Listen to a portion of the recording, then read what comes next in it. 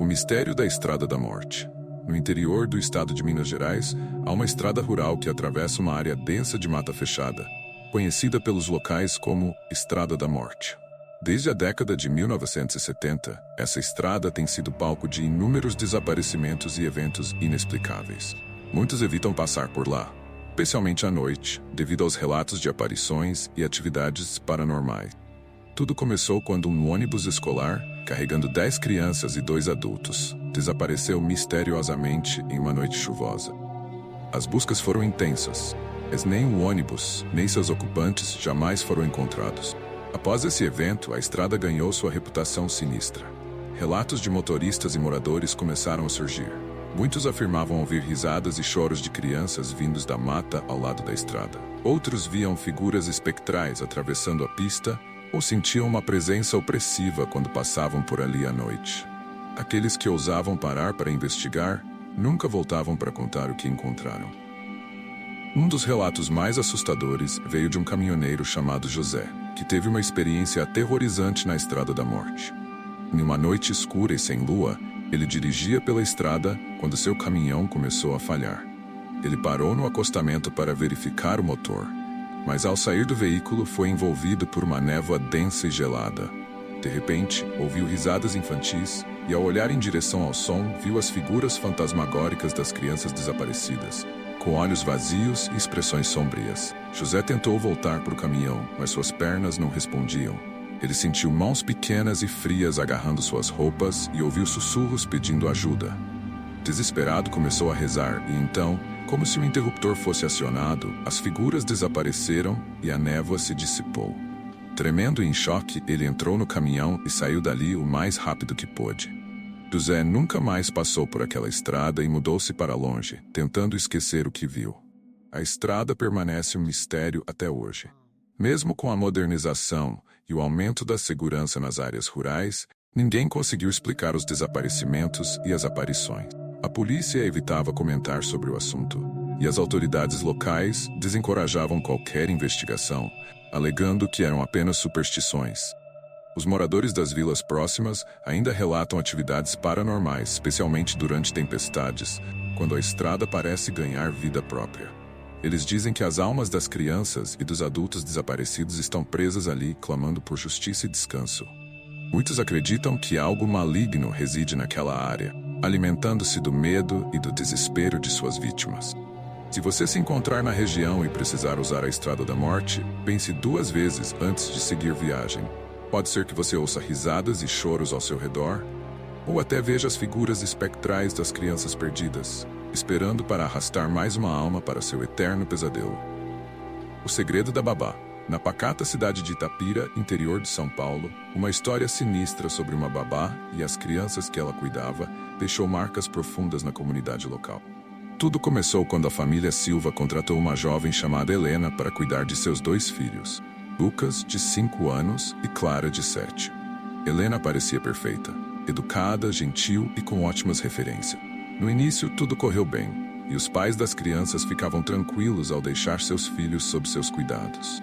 No entanto, à medida que os dias passavam, Lucas e Clara começaram a demonstrar um comportamento estranho. Eles falavam sobre uma amiga invisível chamada Sofia, e Helena supostamente convidava para brincar com eles. Os pais acharam que era apenas fruto da imaginação das crianças, até que os incidentes começaram a ficar mais perturbadores. Clara começou a acordar todas as noites, gritando que Sofia a estava machucando. Lucas, por sua vez, desenvolveu um medo irracional do quarto de brinquedos, dizendo que Sofia ficava lá esperando por ele. Uma noite, os pais decidiram instalar uma câmera escondida na sala de estar para monitorar o que estava acontecendo. Quando revisaram as gravações, ficaram horrorizados. A câmera capturou Helena conversando com alguém que não aparecia na imagem.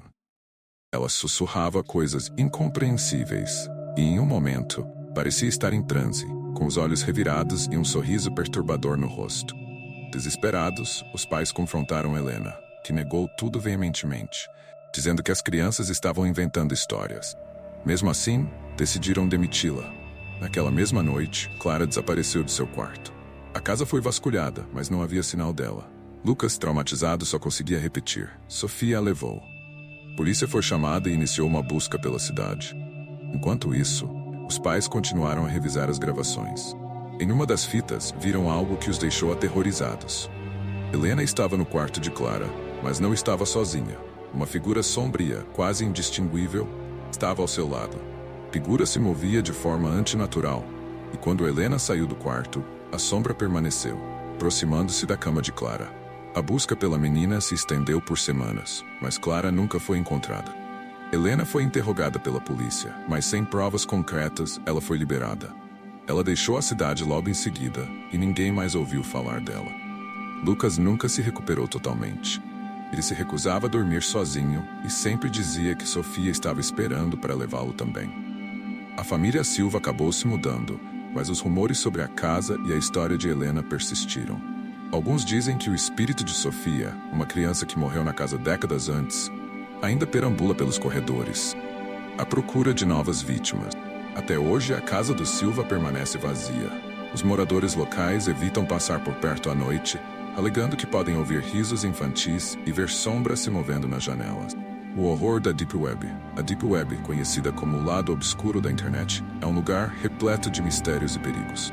Em 2015, um jovem estudante de informática chamado Lucas decidiu explorar esse submundo virtual, movido pela curiosidade e pela busca por emoções fortes.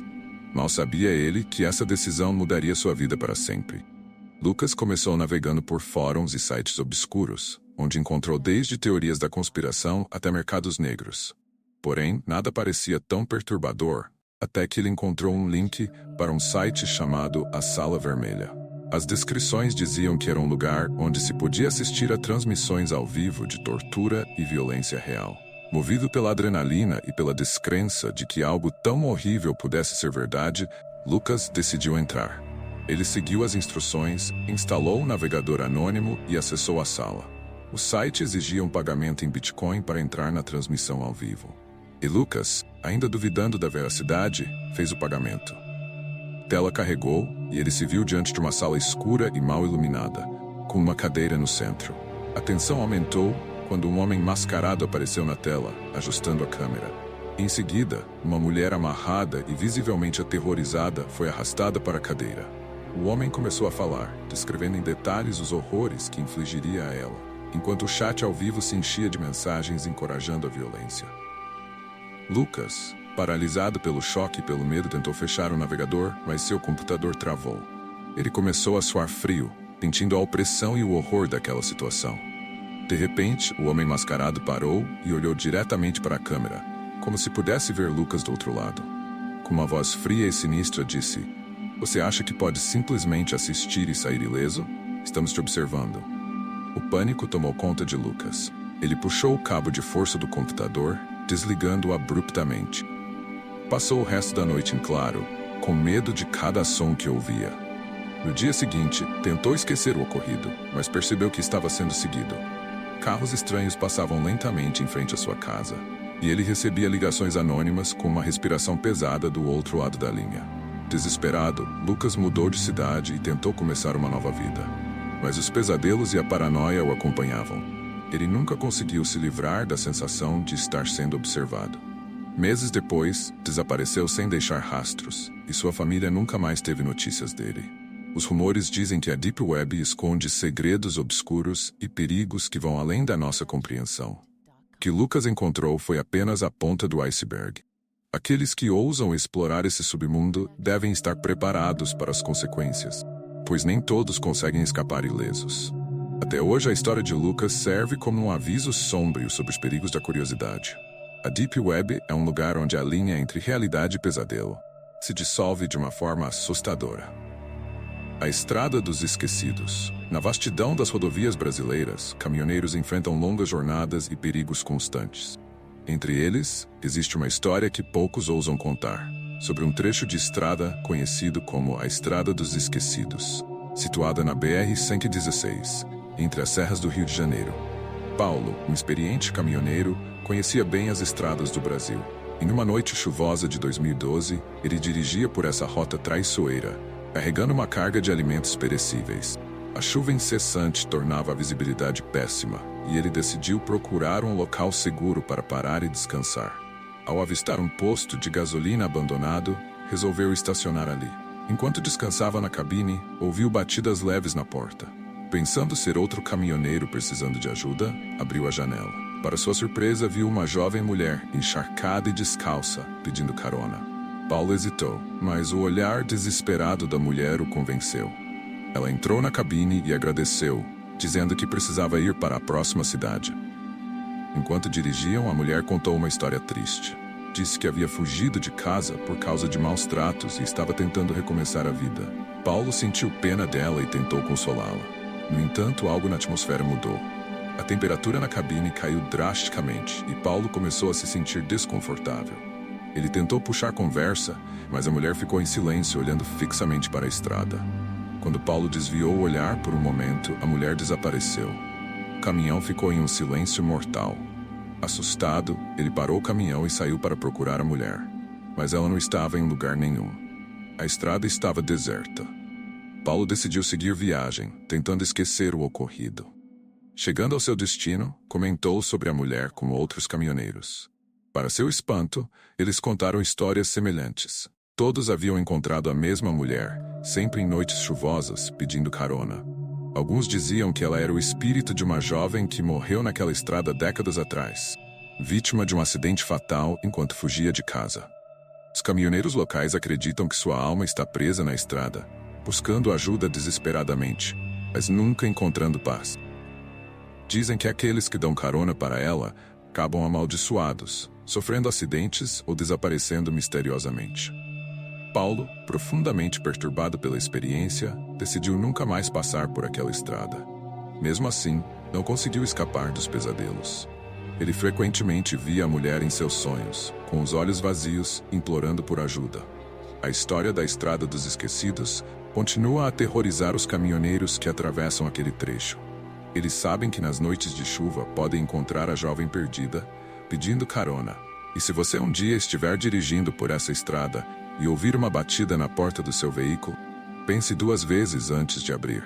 Pode ser que você encontre algo muito além do que imaginava, e as consequências podem ser eternas. Aparição do velho hospital. Em uma cidade pequena, no interior de Minas Gerais, existe um velho hospital abandonado que carrega uma história macabra.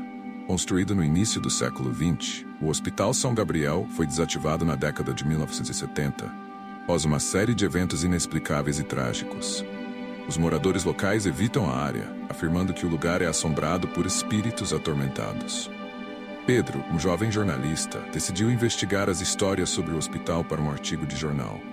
Ele sempre foi cético em relação ao sobrenatural e acreditava que as lendas eram exageradas. Armado com uma câmera e um gravador, Pedro entrou no hospital ao cair da noite, determinado a desmascarar os mitos.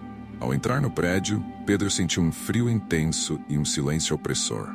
As paredes descascadas e os equipamentos médicos enferrujados criavam um cenário de filme de terror. Ele começou a explorar os corredores escuros, documentando tudo com sua câmera. Em um dos corredores, encontrou uma velha cadeira de rodas que se movia sozinha, parando repentinamente ao avistá-lo. Ignorando o medo crescente, Pedro continuou sua exploração até chegar ao porão do hospital, onde havia uma sala que, segundo os relatos, era usada para experimentos médicos horríveis. Quando entrou na sala, a temperatura caiu ainda mais, e ele ouviu sussurros indistintos ao seu redor. Pedro ligou seu gravador e começou a fazer perguntas, tentando captar alguma resposta. De repente, a porta da sala se fechou com força, e as luzes da lanterna começaram a piscar. No canto da sala, uma figura translúcida começou a se materializar. Era um homem em trajes de médico antigos, com olhos vazios e expressão de dor. Pedro, paralisado pelo terror, assistiu enquanto a figura se aproximava lentamente, estendendo a mão em direção a ele. Pedro tentou fugir, mas sentiu uma força invisível segurando-o no lugar. A figura começou a murmurar algo incompreensível, e Pedro sentiu uma dor aguda no peito, como se estivesse sendo perfurado. Desesperado, ele fechou os olhos e começou a rezar.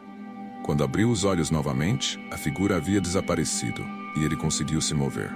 Correndo para fora do hospital, Pedro tropeçou e caiu várias vezes, mas finalmente alcançou a saída. Ele nunca mais voltou ao velho hospital e decidiu abandonar a carreira de jornalista. As gravações que fez naquela noite foram analisadas, e os especialistas em áudio encontraram sussurros perturbadores e gritos que não podiam ser explicados. A experiência deixou Pedro profundamente abalado. Ele frequentemente acordava no meio da noite, sentindo a presença do médico fantasma ao seu lado.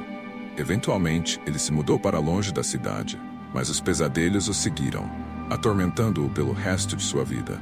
O velho Hospital São Gabriel permanece abandonado, uma lembrança sombria dos horrores que ocorreram lá. Os moradores locais ainda evitam o lugar, sabendo que as aparições são reais e que os espíritos atormentados não descansarão. A velha da casa abandonada. No tranquilo bairro de Vila Formosa, em São Paulo, havia uma casa que todos evitavam. Conhecida como a casa da Dona Helena, sua fama macabra era bem conhecida. Dona Helena, uma idosa solitária e reclusa, viveu ali por décadas até sua morte misteriosa. Desde então, a casa permaneceu vazia, mas os moradores afirmavam que o espírito de Dona Helena nunca a deixou. Carlos, um jovem curioso e cético, decidiu explorar a casa abandonada.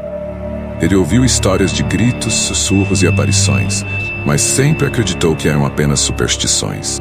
Em uma noite fria de inverno, ele entrou na casa com uma lanterna e uma câmera, determinado a provar que tudo não passava de lendas. Ao cruzar a porta enferrujada, Carlos sentiu um arrepio. O ar era pesado e o silêncio opressor. A casa estava repleta de móveis antigos cobertos de poeira e teias de aranha. Ele começou a explorar os cômodos, documentando tudo. No quarto de Dona Helena, encontrou uma velha cadeira de balanço que começou a ranger sozinha, movendo-se lentamente. Carlos sentiu um calafrio percorrer sua espinha, mas continuou. Enquanto caminhava pelos corredores, ouviu um sussurro fraco. Vá embora. Ele parou, tentando localizar a origem do som, mas não viu nada. Ao chegar à sala de estar, sentiu uma presença atrás dele. Virou-se rapidamente e, para seu horror, viu a figura espectral de uma velha senhora, com olhos vazios e uma expressão de tristeza profunda. A figura apontou para uma porta nos fundos da casa. Tremendo, Carlos decidiu seguir a indicação, sentindo uma força invisível guiá-lo. Ele desceu uma escada estreita que levava ao porão. Lá encontrou uma pequena sala com uma cadeira de madeira e correntes enferrujadas no chão. Sentiu um pavor intenso ao perceber que aquele era um lugar de tormento. A figura de Dona Helena apareceu novamente, desta vez segurando um antigo diário. Carlos abriu o diário e leu as palavras perturbadoras de uma mulher desesperada, relatando abusos e maus tratos infligidos por seu próprio filho, que a mantinha prisioneira naquele porão até sua morte. De repente, a porta do porão se fechou com força, e a luz da lanterna começou a falhar. Carlos ouviu passos arrastados e gemidos de dor ao seu redor. Ele tentou subir as escadas, mas uma força invisível o impediu. O espírito de Dona Helena apareceu novamente, agora mais próximo, com uma expressão de raiva e desespero. Desesperado, Carlos começou a rezar, pedindo perdão e prometendo ajudar a contar a verdade sobre o que aconteceu naquela casa. Após alguns momentos, a pressão diminuiu e a porta do porão se abriu lentamente. Carlos correu para fora da casa, jurando nunca mais voltar. Ele entregou o diário às autoridades locais, confirmaram a trágica história de Dona Helena. A casa foi lacrada e considerada assombrada. Carlos, profundamente abalado, nunca mais conseguiu esquecer os olhos vazios da velha senhora. A casa da Dona Helena permanece vazia. A casa das crianças sinistra. Era uma noite escura e fria de inverno. Maria acabara de se mudar para uma velha casa no campo. A construção era antiga, com paredes de madeira rangentes e janelas que deixavam entrar o vento gelado. Os moradores locais haviam alertado sobre o passado sombrio da casa, mas Maria, cética, ignorou os avisos. Na primeira noite, enquanto tentava adormecer, Maria ouviu risadas distantes. Pensou que eram apenas crianças brincando na rua, mas ao olhar pela janela viu apenas a escuridão. Tentou se convencer de que era sua imaginação, mas as risadas ficaram mais altas e mais próximas. No dia seguinte, enquanto explorava o sótão, Maria encontrou uma caixa de brinquedos antigos e um álbum de fotos. As fotos eram de crianças, todas com rostos pálidos e olhos vazios, e nenhuma delas parecia sorrir. Ao folhear o álbum, ela notou algo perturbador. As últimas fotos mostravam as crianças com expressões de terror, como se estivessem fugindo de algo. À noite, Maria novamente ouviu as risadas, desta vez acompanhadas de sussurros. Os sussurros pareciam chamar por ela, dizendo seu nome repetidamente. Assustada, Maria se trancou no quarto. mas os sussurros ficaram mais altos e incessantes. O relógio marcava 3 da manhã quando a porta do quarto se abriu lentamente. No corredor, ela viu a silhueta de uma criança. A criança olhou para ela, com olhos negros e vazios, e um sorriso sinistro se formou em seu rosto. Maria tentou gritar, mas sua voz não saiu. A criança entrou no quarto, seguida por outras, todas com a mesma expressão macabra. Elas cercaram a cama, suas risadas agora se transformando em um coro assustador. Uma das crianças estendeu a mão e tocou o rosto de Maria. Sentiu um frio congelante percorrer seu corpo. Desesperada, Maria fechou os olhos e rezou para que fosse apenas um pesadelo. Quando abriu os olhos novamente, as crianças haviam desaparecido. O quarto estava vazio, mas o terror ainda pulsava em suas veias. Na manhã seguinte, Maria decidiu sair da casa, mas ao tentar abrir a porta da frente, encontrou-a trancada. Não havia chave e nem maneira de sair. Enquanto tentava desesperadamente encontrar uma saída, ela sentiu uma presença atrás de si. Virando-se lentamente, viu as crianças novamente. Suas expressões agora ainda mais malévolas. Elas começaram a se aproximar. E Maria percebeu que estava presa em um pesadelo sem fim. As crianças, aparentemente vítimas de algum mal antigo, estavam determinadas a fazê-las sofrer a mesma agonia que elas haviam sofrido. Naquela noite, as risadas e sussurros continuaram, preenchendo a casa com um terror inescapável. Maria nunca mais foi vista. Os moradores locais dizem que se você passar perto da velha casa nas noites de inverno, ainda pode ouvir os sussurros e risadas das crianças e ver a silhueta de uma mulher, presa eternamente em seu próprio pesadelo. Era uma noite de outono, quando João e seus 3 amigos, Pedro, Ana e Marcos, decidiram fazer uma trilha noturna em uma floresta que ficava nos arredores da cidade. A floresta tinha fama de ser assombrada, mas isso só aumentava o entusiasmo do grupo em busca de uma aventura assustadora. Com lanternas e mochilas prontas, os 4 amigos entraram na trilha. No começo, tudo parecia normal, com o som dos grilos e o farfalhar das folhas sob seus pés. Mas, conforme se aprofundavam na floresta, a atmosfera ficou estranha. O ar ficou mais denso e o silêncio perturbador. De repente, Pedro parou e apontou para uma velha cabana meio escondida entre as árvores. A curiosidade do grupo foi mais forte que o medo, e eles decidiram investigar. A cabana parecia abandonada há décadas, com tábuas de madeira podres e janelas quebradas. Ao entrar, foram recebidos por um cheiro nauseante de mofo e podridão. No interior, encontraram símbolos estranhos nas paredes e objetos espalhados pelo chão. Marcos, sempre mais cético, riu e sugeriu que era apenas uma velha cabana de caçadores. Mas Ana notou algo perturbador: uma série de fotografias antigas espalhadas por uma mesa. As fotos mostravam grupos de jovens, todos com expressões de terror em seus rostos. O último grupo parecia ser o mais recente, datado de apenas um ano antes. Enquanto examinavam as fotos, João ouviu um som estranho vindo do andar de cima. Era um som arranhado, como se algo estivesse sendo arrastado pelo chão. Contra o bom senso, ele decidiu investigar, seguido pelos amigos. Subiram as escadas rangentes, que pareciam que iam ceder a qualquer momento. No segundo andar, encontraram um quarto com uma velha cama e uma cadeira de balanço. A cadeira estava se movendo sozinha, rangendo lentamente. Ana segurou firme a mão de Pedro, enquanto Marcos tentava encontrar uma explicação lógica para o que estavam vendo. Foi então que ouviram uma risada baixa e gutural, que parecia vir de todos os lados. João apontou a lanterna para o canto do quarto e congelou. Havia uma figura sombria, com olhos brilhantes e um sorriso macabro observando-os. A figura começou a se mover em direção a eles, os olhos fixos e hipnotizantes. O pânico tomou conta do grupo. Marcos tentou correr, mas tropeçou e caiu, gritando de dor. Ana e Pedro ajudaram-no a levantar, e todos correram para a saída, mas a porta da cabana se fechou com um estrondo. Desesperados, começaram a bater na porta e a gritar por socorro. O som da risada ficou mais alto, agora acompanhado por sussurros incompreensíveis. As lanternas começaram a piscar e falhar, mergulhando-os na escuridão. Finalmente, a porta se abriu, e eles correram para fora, sem olhar para trás. Terrorizados, atravessaram a floresta o mais rápido que puderam, com a sensação de serem perseguidos. Quando finalmente chegaram à estrada, ofegantes e exaustos, perceberam que faltava um. João não estava com eles.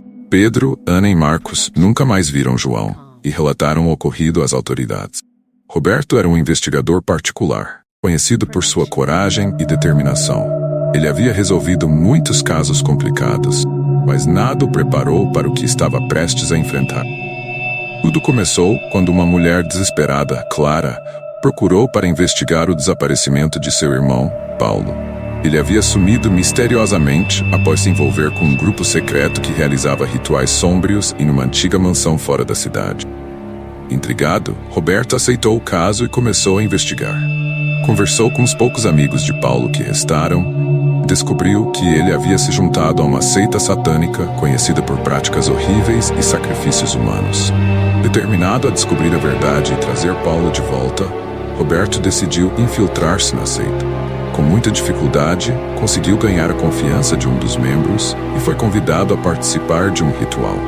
A cerimônia aconteceria à meia-noite, na mansão abandonada que Clara mencionara. No dia marcado, Roberto dirigiu até o local, sentindo um calafrio correr por sua espinha ao se aproximar da imponente construção. A mansão parecia saída de um pesadelo, com paredes cobertas de trepadeiras mortas e janelas quebradas. Dentro, o ambiente era ainda mais sinistro.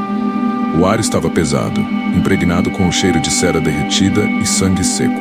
Na sala principal, um grupo de pessoas vestidas com mantos negros formava um círculo ao redor de um altar de pedra. No centro, havia símbolos estranhos desenhados com sangue e velas negras iluminavam o ambiente com uma luz fraca e tremulante. Roberto se misturou aos outros e observou atentamente. O líder da seita, uma figura alta e magra com olhos frios e penetrantes, começou a entoar cânticos em uma língua desconhecida. De repente, 2 membros trouxeram uma jovem amarrada e amordaçada. O coração de Roberto disparou ao perceber que era Clara, a mulher que lhe pedira ajuda. Antes que pudesse agir, foi descoberto. 2 membros o seguraram e o líder da seita se aproximou, sorrindo de maneira sinistra. Achou mesmo que poderia nos enganar, Roberto? Ele sussurrou, seu hálito fétido fazendo Roberto se contorcer de nojo. Amarrado e incapaz de se mover, Roberto assistiu horrorizado enquanto o líder começava a recitar palavras que pareciam convocar forças malignas. O chão tremeu e uma aura negra começou a envolver o altar. A jovem no centro começou a se debater e gritos de agonia preencheram o ar. Desesperado, Roberto conseguiu se soltar e correu para salvar Clara. Lutou com os membros da seita, usando toda a sua força e determinação. Finalmente, conseguiu derrubar o líder, interrompendo o ritual. A aura negra desapareceu e a mansão ficou em silêncio. Roberto desamarrou Clara e juntos correram para fora da mansão. Atrás deles, a casa parecia desmoronar, como se a própria estrutura estivesse possuída por algo maligno. Quando finalmente chegaram à segurança, Clara contou que Paulo estava morto, sacrificado em um ritual anterior. Meu nome é Mariana, e o que vou contar aconteceu quando eu tinha 16 anos. Era uma noite de verão e eu estava na casa da minha avó, em uma pequena cidade no interior de Minas Gerais. A casa dela ficava em uma área isolada, cercada por uma floresta densa e misteriosa. Desde pequena, eu ouvia histórias sobre aquela floresta. Histórias que falavam de bruxas antigas que praticavam rituais sombrios ali. Naquela noite, minha curiosidade me venceu. Decidi explorar a floresta, algo que minha avó sempre me proibiu de fazer.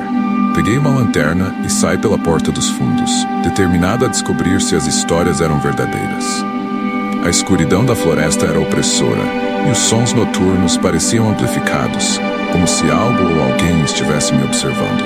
Caminhei por uma trilha estreita, sentindo o ar ficar cada vez mais pesado. Depois de alguns minutos, encontrei uma clareira. No centro, havia um antigo altar de pedra coberto de símbolos estranhos e velas apagadas. A sensação de ser vigiada ficou mais intensa. Tentei me convencer de que era apenas minha imaginação, mas então ouvi um sussurro. Era uma voz fraca e agourenta, murmurando palavras em uma língua que eu não compreendia. Minhas mãos tremiam enquanto eu apontava a lanterna em todas as direções, mas não via ninguém. O sussurro continuava, cada vez mais alto, e parecia vir de todos os lados. De repente, as velas no altar se acenderam sozinhas, com chamas de um verde sobrenatural. Eu congelei de medo, incapaz de me mover ou gritar. Do meio das árvores surgiram figuras encapuzadas, todas vestidas de preto, com olhos brilhando na escuridão. Elas começaram a entoar um cântico sinistro, em perfeita harmonia com os sussurros. Senti uma presença fria e maligna ao meu redor, como se a própria floresta estivesse viva e conspirando contra mim. De repente, uma das figuras levantou o capuz, revelando um rosto que eu nunca esquecerei. Era uma mulher idosa, com olhos negros como a noite e um sorriso cruel. Ela levantou a mão e eu senti meu corpo ser puxado em direção ao altar, como se uma força invisível estivesse me arrastando. Tentei lutar, mas era inútil. No momento em que minha mão tocou o altar, a mulher falou comigo, sua voz ecoando em minha mente. Ela disse que eu tinha desrespeitado o território sagrado das bruxas, que agora pagaria o preço. Fechei os olhos, esperando o pior, quando de repente tudo ficou em silêncio. Quando abri os olhos novamente, estava deitada na minha cama, suando frio e com o coração disparado. Minha avó estava ao meu lado, com uma expressão de preocupação. Ela disse que me encontrou desmaiada na porta de casa. Nunca contei a ela o que realmente aconteceu naquela noite. Desde então, nunca mais voltei àquela floresta. As cicatrizes daquele encontro ficaram gravadas na minha alma, e até hoje, nas noites mais escuras, ainda ouço sussurros das bruxas chamando meu nome. Meu nome é Rafael, e o que vou contar aconteceu há 5 anos. Eu tinha 22 anos e estava em busca de aventuras e lugares novos para explorar. Sempre gostei de dirigir por estradas desertas e visitar áreas pouco habitadas. Naquela época, ouvi falar de uma casa abandonada no meio do nada. Ficava a cerca de 3 horas de carro da cidade onde eu morava. Numa tarde de sábado, decidi pegar o carro e ir até lá. Peguei a estrada de terra, cercada por campos vazios e árvores mortas, até que finalmente avistei a casa. Era uma construção velha e decadente, com janelas quebradas e uma atmosfera de abandono que dava arrepios. Parei o carro e desci, armado apenas com uma lanterna e minha curiosidade. Aproximando-me da porta, senti uma estranha sensação de desconforto, como se estivesse sendo observado.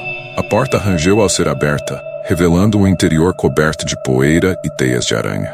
O chão de madeira estalava a cada passo, ecoando pelo que parecia ser um corredor sem fim. Entrei na sala de estar e vi móveis antigos cobertos por lençóis brancos. Pareciam espectros em meio à penumbra. Subi as escadas, que levavam ao 2º andar, onde, segundo os rumores, coisas estranhas aconteciam. Quando cheguei ao topo, notei que o ar estava mais frio e pesado. No final do corredor havia uma porta entreaberta. Empurrei-a com cuidado e entrei em um quarto vazio, exceto por uma velha cadeira de balanço voltada para a janela. No momento em que entrei, a cadeira começou a balançar sozinha, rangendo sinistramente. Senti um calafrio subir pela espinha, mas me aproximei para investigar. Enquanto examinava a cadeira, ouvi passos suaves vindo do corredor. Virei-me rapidamente, mas não vi nada. A sensação de estar sendo observado ficou mais intensa. Minha lanterna começou a piscar, mergulhando o quarto em trevas intermitentes. Foi então que vi, por um breve segundo, a sombra de uma figura parada na porta. O coração disparou, e quando a luz da lanterna voltou, a figura havia desaparecido. Decidi que era hora de sair dali. Desci as escadas apressadamente, mas parecia que algo me seguia. O som dos passos ecoava atrás de mim, cada vez mais próximos. Quando cheguei à porta da frente, senti uma mão gelada agarrar meu ombro. Gritei e me virei, mas não havia ninguém. Corri para o carro, com a sensação de que algo invisível estava me perseguindo. Quando finalmente entrei no carro e acelerei pela estrada de terra, olhei pelo retrovisor e vi a casa desaparecendo na distância. No entanto, por um breve momento, vi a figura de uma mulher de pé na janela do 2º andar, olhando fixamente para mim. Desde aquele dia, nunca mais voltei àquela casa. Às vezes, à noite, ainda acordo com a sensação de uma mão gelada em meu ombro e ouço os passos ecoando na escuridão. Aquela casa no meio do nada deixou cicatrizes que jamais irão embora. Meu nome é Clara, e há 3 anos passei pela experiência mais aterrorizante da minha vida. Tudo começou quando meu grupo de amigos e eu decidimos explorar um local famoso na nossa cidade, conhecido como o Buraco do Diabo. Era uma caverna profunda e escura, situada no meio de uma floresta densa, e havia muitas histórias sinistras sobre pessoas que entraram lá e nunca mais foram vistas. Naquela noite, armados com lanternas e mochilas, fomos até a entrada da caverna. O ar parecia mais frio ali e uma névoa espessa cobria o chão, criando um ambiente ainda mais macabro. Entramos e logo o mundo exterior desapareceu, engolido pela escuridão absoluta. Nossas lanternas eram a única coisa que nos mantinha sãos enquanto avançávamos pelos túneis sinuosos. Os sons da floresta foram substituídos por um silêncio opressor, interrompido apenas pelo gotejar ocasional de água. À medida que nos aprofundávamos, começamos a ouvir sussurros, Vozes distantes que pareciam vir das paredes da caverna. Tentamos nos convencer de que era apenas o eco dos nossos próprios movimentos, mas algo estava definitivamente errado. Em um certo ponto, chegamos a uma grande câmara. No centro, havia um altar de pedra, coberto por símbolos estranhos e indecifráveis. As paredes estavam adornadas com desenhos grotescos que pareciam contar histórias de rituais antigos e sacrifícios sômbrios. Foi quando percebemos que algo nos observava. De repente, todas as lanternas apagaram ao mesmo tempo, mergulhando-nos na escuridão total. O pânico tomou conta do grupo, e ouvi gritos enquanto todos tentavam acender as lanternas novamente. Foi então que senti uma presença fria e maligna ao meu lado, como se algo invisível estivesse se aproximando. Quando as lanternas finalmente voltaram a funcionar, vi, por um breve momento, uma figura encapuzada, com olhos brilhantes, nos observando do outro lado da câmara. Gritei para que todos corressem. Saímos da câmara o mais rápido que pudemos, mas parecia que a caverna estava se transformando ao nosso redor. Os túneis que antes eram familiares agora pareciam intermináveis labirintos, e os sussurros se tornaram gritos agonizantes. Perdi a noção do tempo enquanto corríamos, sentindo a presença sombria cada vez mais próxima. Finalmente, vimos a luz da entrada da caverna e corremos em direção a ela, como se nossas vidas dependessem disso. Quando saímos, a névoa havia desaparecido e a floresta estava silenciosa novamente.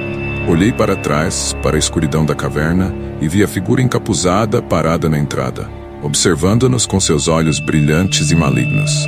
Desde aquela noite, nunca mais voltei ao buraco do diabo. Meus amigos e eu raramente falamos sobre o que aconteceu lá dentro.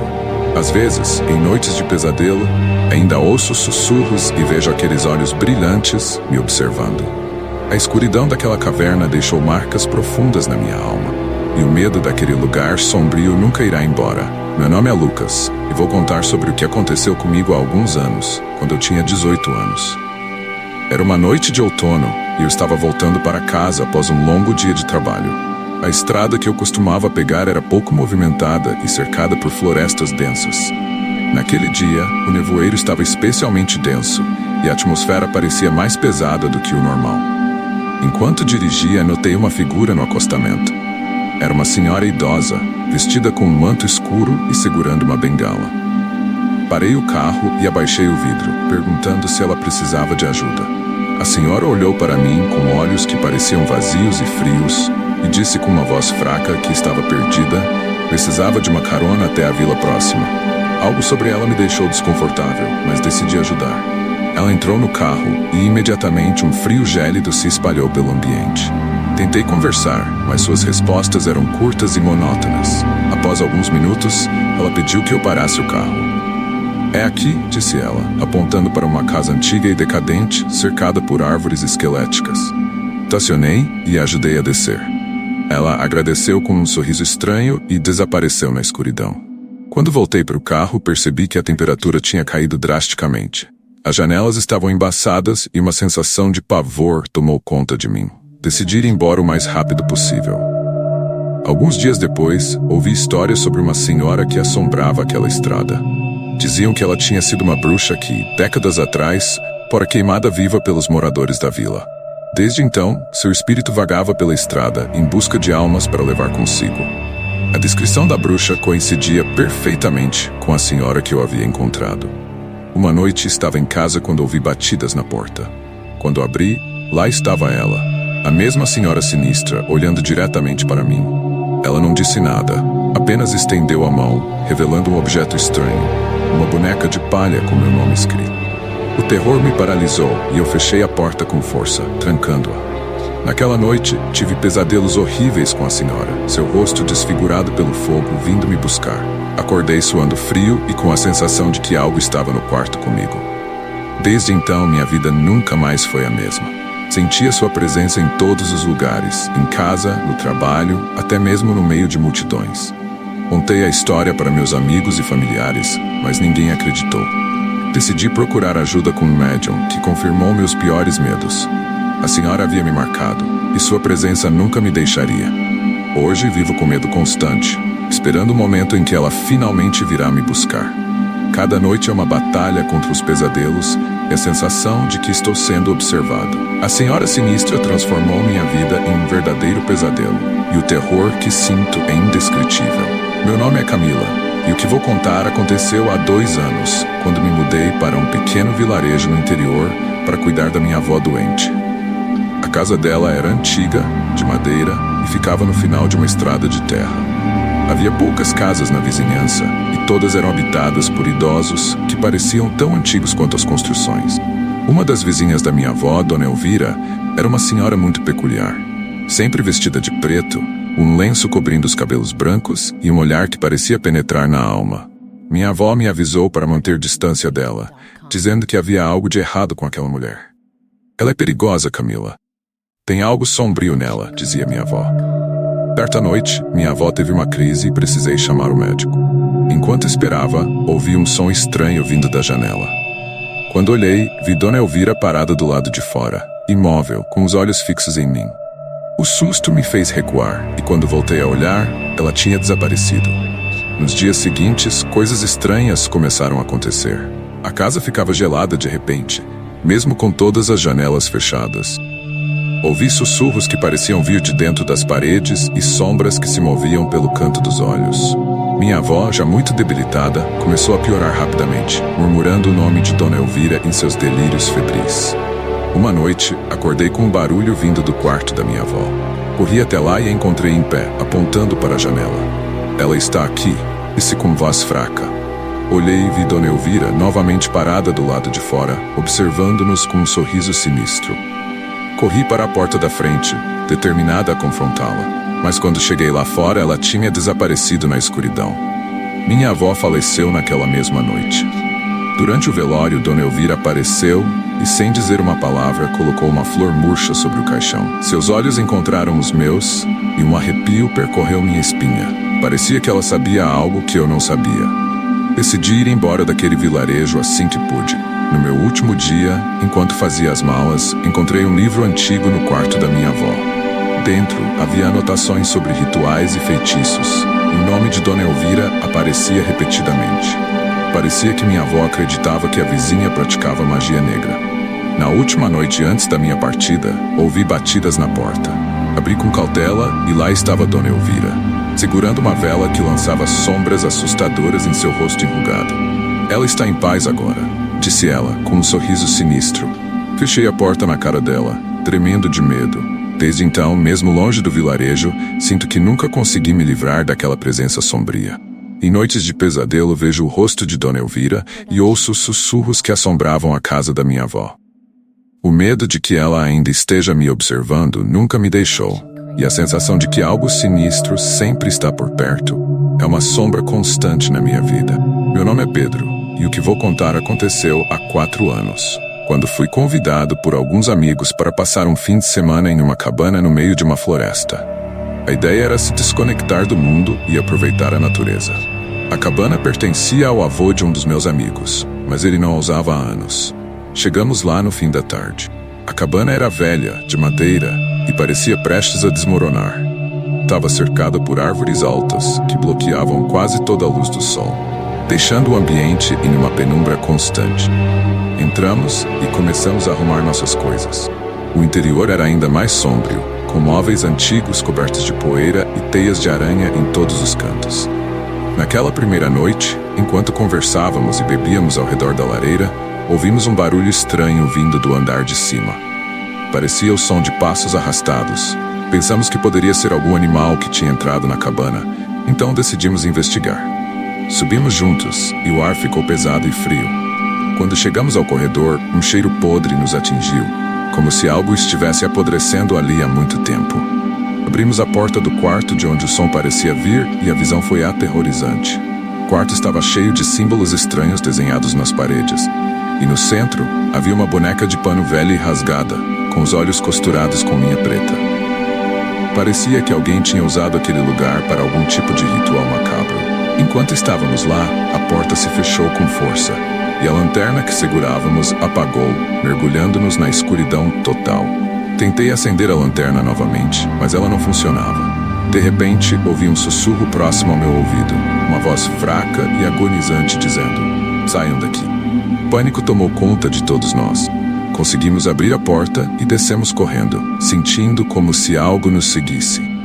Decidimos passar o resto da noite na sala, mas ninguém conseguia dormir. Ouvíamos sussurros e passos pelo resto da noite. Quando o sol finalmente nasceu, pegamos nossas coisas e saímos da cabana o mais rápido possível. No caminho de volta, percebemos que a floresta parecia mais densa e escura do que antes, como se estivesse tentando nos manter lá. Mais tarde, conversando com o avô do meu amigo, descobrimos que ele havia comprado aquela cabana de uma família que a abandonou após uma série de eventos inexplicáveis e trágicos. Havia rumores de que a cabana estava amaldiçoada e que espíritos vingativos habitavam o lugar. Desde aquele dia, nunca mais voltei àquela floresta. As memórias daquela noite ainda me assombram, e às vezes acordo no meio da noite com a sensação de que ainda estou sendo observado. O terror daquela cabana no meio da floresta deixou cicatrizes profundas na minha mente, e o medo de lugares isolados nunca me deixou desde então. Meu nome é Joana, e o que vou contar aconteceu quando eu tinha 19 anos. Na época, eu estudava antropologia e tinha um grupo de amigos com interesses semelhantes. Estávamos sempre à procura de novas aventuras e histórias para investigar. Um dia, ouvimos falar de um local, nos arredores da cidade, onde supostamente aconteciam rituais misteriosos e sinistros. Decidimos que seria interessante explorar o lugar, mesmo sabendo dos riscos. O local era uma antiga igreja abandonada, situada em uma área rural afastada. Chegamos ao entardecer, com o céu já tingido de tons de vermelho e laranja. A igreja estava em ruínas, com a estrutura principal tomada por trepadeiras e a madeira podre. Entramos com lanternas e câmeras, prontos para documentar qualquer coisa interessante que encontrássemos. No interior, o ambiente era ainda mais assustador. Os bancos estavam revirados e símbolos estranhos e incompreensíveis estavam pintados nas paredes. Havia um altar no centro, com velas negras queimadas e restos de algum tipo de oferenda. Sentimos uma presença opressiva, como se estivéssemos sendo observados. De repente, ouvimos um ruído de passos ecoando pelo corredor. As lanternas começaram a piscar e uma sensação de frio tomou conta do ambiente. Virei-me e vi uma figura encapuzada entrando na nave da igreja. Ela se movia lentamente, quase flutuando, e parecia não se importar com a nossa presença. Em um impulso de coragem, ou talvez de imprudência, decidi segui-la. A figura nos levou até uma porta oculta que dava para uma cripta subterrânea. Descemos uma escada estreita e íngreme, sentindo o ar ficar cada vez mais pesado e denso. Ao chegar ao fundo, nos deparamos com um cenário aterrador. Um círculo de velas dispostas ao redor de um pentagrama desenhado no chão. E no centro, um altar de pedra com manchas escuras que pareciam ser sangue seco. Os sussurros começaram então, como se dezenas de vozes estivessem murmurando em uma língua antiga e desconhecida. A figura encapuzada estava agora ao lado do altar, com os olhos brilhando de uma maneira sobrenatural. Ela levantou as mãos e as velas ao nosso redor se acenderam sozinhas, lançando sombras dançantes nas paredes da cripta. De repente, um dos meus amigos, Carlos, começou a gritar e se contorcer no chão, como se estivesse possuído por alguma força invisível. Tentamos ajudá-la, mas parecia que algo estava nos impedindo. A figura encapuzada começou a entoar um cântico sinistro, e o ar ao nosso redor ficou ainda mais gelado. Em um ato de desespero, um dos meus amigos conseguiu apagar uma das velas, e tudo parou abruptamente. A figura encapuzada desapareceu e Carlos ficou imóvel, respirando com dificuldade. Conseguimos carregá-lo escada acima e saímos da igreja o mais rápido possível, sem olhar para trás. Carlos nunca falou sobre o que aconteceu naquela noite. Ele se afastou do nosso grupo e mudou-se para outra cidade, tentando esquecer o ocorrido. Quanto a mim, os sussurros e os olhos brilhantes ainda assombram. Meu nome é Ana, e o que vou contar aconteceu há 3 anos, quando me mudei para uma casa isolada no campo. Queria um lugar tranquilo para escrever meu romance, longe da agitação da cidade. A casa era charmosa, um jardim amplo e cercada por árvores antigas. Tudo parecia perfeito, até que coisas estranhas começaram a acontecer. Na primeira noite, ouvi passos do lado de fora, mas quando olhei pela janela, não vi ninguém. Atribuí o barulho aos animais da floresta.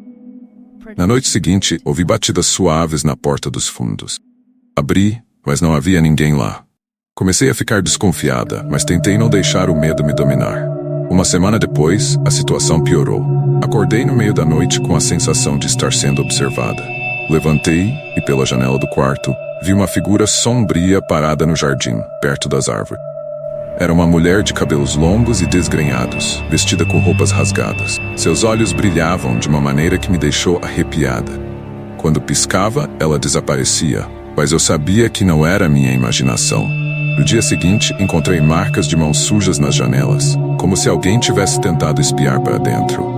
Fiquei apavorada e decidi ligar para a polícia. Eles vieram, inspecionaram a área, mas não encontraram nada suspeito.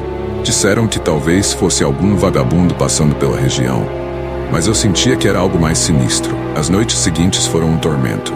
As batidas na porta se tornaram mais frequentes e intensas.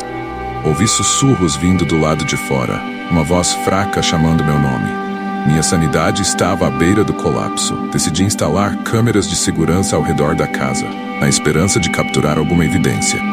Na primeira noite após a instalação das câmeras, ouvi novamente os sussurros e as batidas. Fui até a sala onde o monitor estava instalado e o que vi me gelou o sangue.